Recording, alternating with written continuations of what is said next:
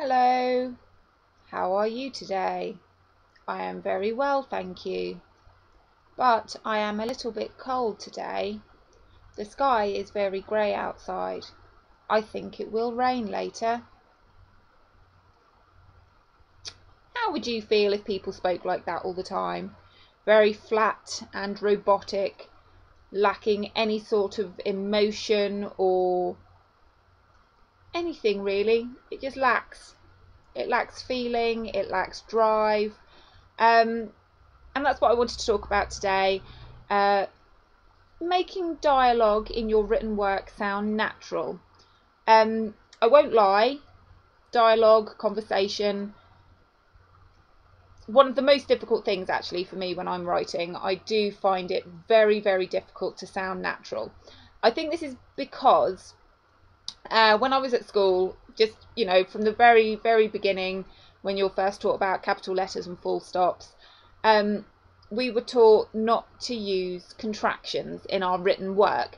And a contraction is when you take two words, you squidge them together, some letters pop out, and you put in an apostrophe. So things like do, not, put them together, the O comes out, becomes don't.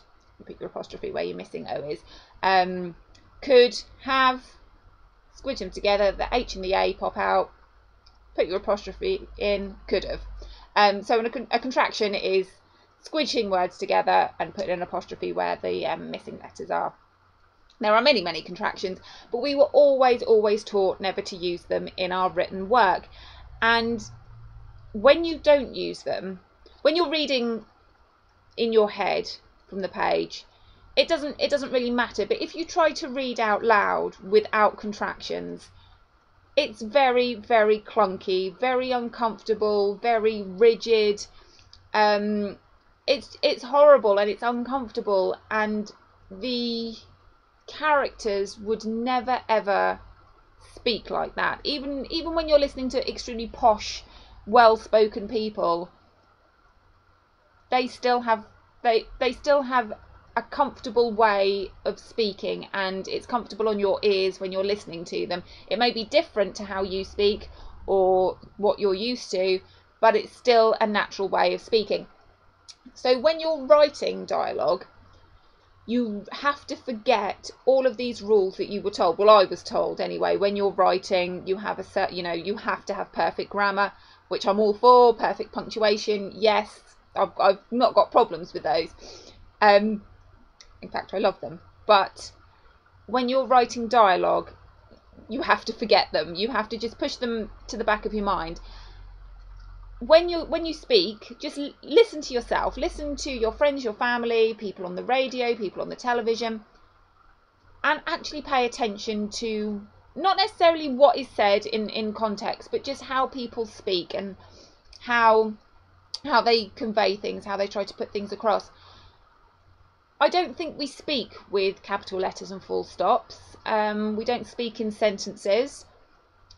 We mumble, we jumble up our words, we get confused. I don't know if other people suffer from this, but sometimes my mouth works faster than my brain and they kind of don't connect, and my mouth ends up saying things in a really weird way and my brain's saying, no, shut up, but my mouth carries on going. We might miss out words, we might say far too many words when trying to describe something. We say things, well, I know that I do, where I go, it's kind of like, oh, it's like that, oh, kind of. So we use kind of unnecessary, I just did it there.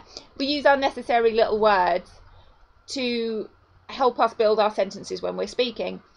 This can be conveyed when you are writing, and it's perfectly fine if you want to write a sentence that goes something like, oh, the other day I was at that, oh, what's that place called, the place in town, oh, well, whatever it's, the one that's next to the post office. Well, anyway, I was there, and that's a perfectly okay sentence. There's nothing wrong with that, because that's how people speak. Nobody ever says, oh, the other day I went to the theatre across the road from the supermarket, and blah, blah. We don't always think that clearly when we're speaking, and we don't always speak that clearly. So when you're writing dialogue, don't be afraid to type those little odd words, or put in some long pauses, or have your characters mumble and ramble on about something. There is absolutely nothing wrong with that. I hate reading things where I think nobody would actually say that.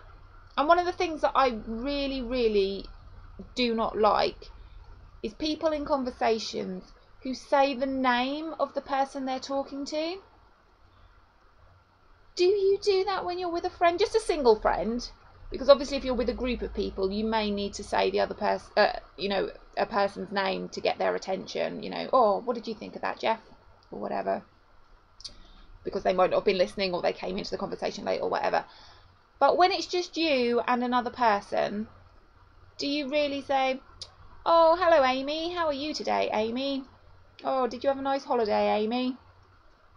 Because it's just you and Amy, or you and Robert, or you and whoever. There's no real reason to do that. And I don't know if people do that, but that's one thing that does irritate me when I read dialogue, when there are only two people in the conversation and they say each other's names at the end of sentences or at the end of questions. That might just be me. I don't know if other people find that irritating. So think about just how you speak. Obviously, if your characters come from different parts of the country or different parts of the world, you're going to need to do your research into the language, and not necessarily the foreign language, but I mean, even if you think in your own country, I mean, in England, language changes from county to county, or even from town to town, and even in a bigger country like USA, language must be so broad in that place, where you use really random words for things that other people have never heard of, but everyone in your town understands what that word means. You also have to think of accents.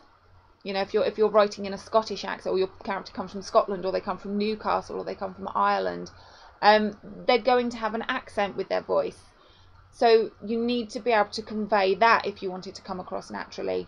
And it's also so important to think of the age of your character and the sex of your character, because men and women do speak differently, and obviously a 70-year-old is not going to speak the same way as a 12-year-old.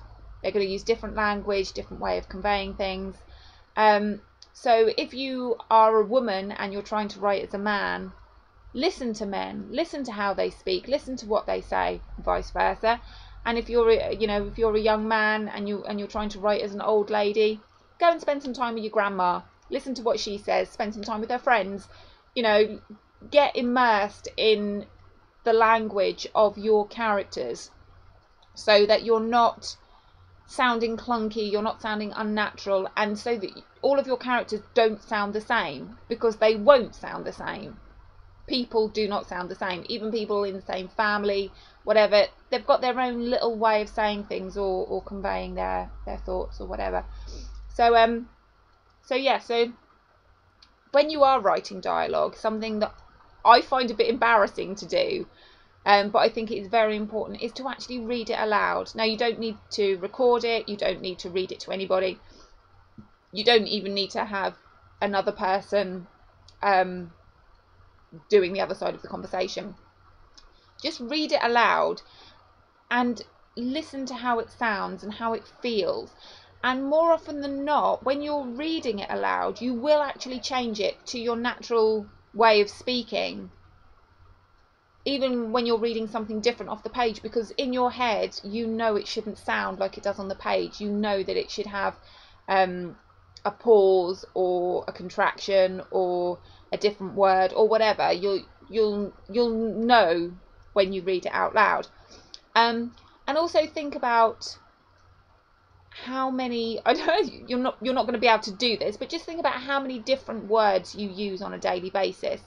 Another thing that you're taught I was taught when I was at school, is to keep your vocabulary fresh and don't use the same words over and over again, because whoever's reading your text will get bored if everything is nice.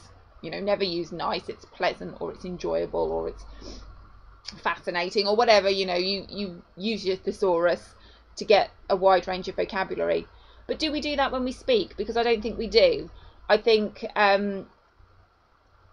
I know my written vocabulary is a lot bigger than my spoken vocabulary. I use a very limited vocabulary when I speak.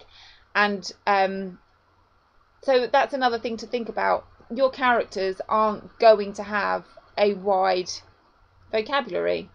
Nobody does when they speak. I mean, we all know hundreds of thousands of words, but how many do we actually use when we're speaking?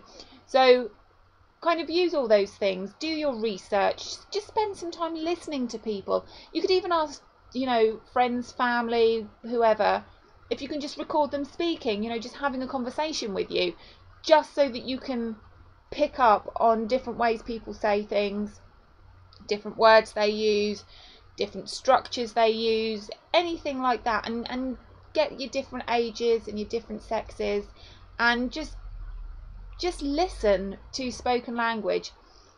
And once you're kind of happy with that, then you can work on your own written dialogues and just make them sound natural and make them sound like these people are actually speaking.